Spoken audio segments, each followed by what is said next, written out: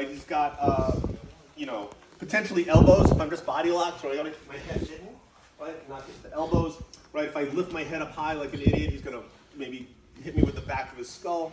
Maybe you'll get a foot stomp, right? But for the most part, you're fairly safe in this position. If you keep your head out of harm's way, you're gonna be good. Now, the question is, what do we want to do in terms of a takedown?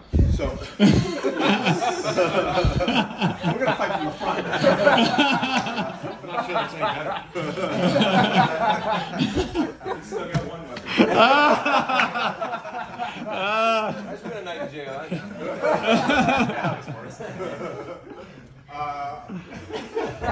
Handsome inmate.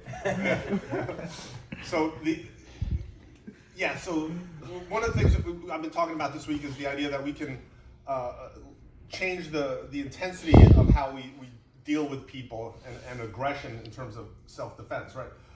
There might be a good reason to just like from the back, just hip in, pick them up, and then dump them on the mat. That would be awesome, right? But again, there's time and a place where that is not awesome.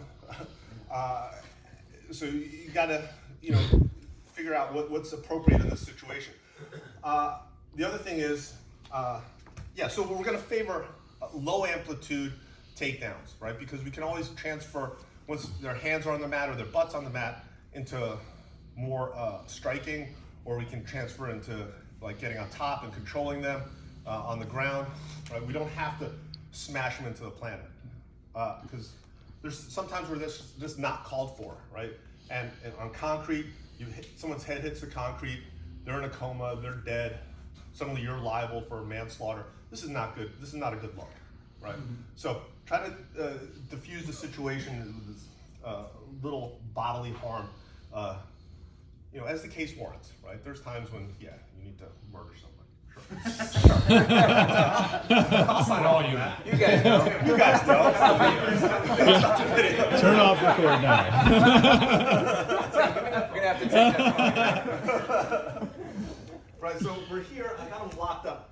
First, I could just start pushing him forward and just drive him out the door, right? If he starts pushing back, right, you've all seen the takedown where I block and I roll to my back. The problem is if I'm on concrete, I hit the ground first, my elbow gets smashed into the concrete, and then, maybe I take him down, but I've fractured my elbow or chipped a bone or just have road rash all up and down my leg. So same idea, right? I push forward, he pushes back.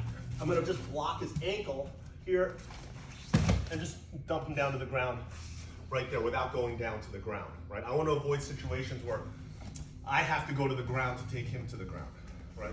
Because that's just gonna be the best case scenario, generally speaking. So if I push forward, he pushes back, right? I'm gonna pull on his hips, I'm gonna block his ankle. Right? I didn't even need, he was pushing back so hard that he was just giving me the thing.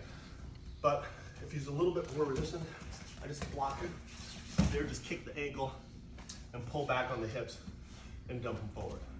Likewise, right, if I start moving him forward, I start pulling back, he starts leaning forward a little bit, I can just kick the leg out and just dump him forward onto his hands.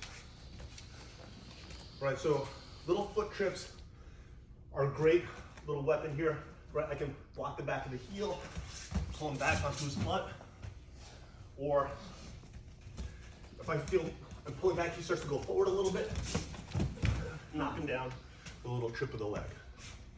Easy peasy. So drill that, get the body lock, pull them back. If you feel they're going forward, just kick the leg out a little bit, put them on their hands. If you feel they're pulling backwards, block the heel, dump them on their butt. Do that. 2 claps. 1, 2, 3.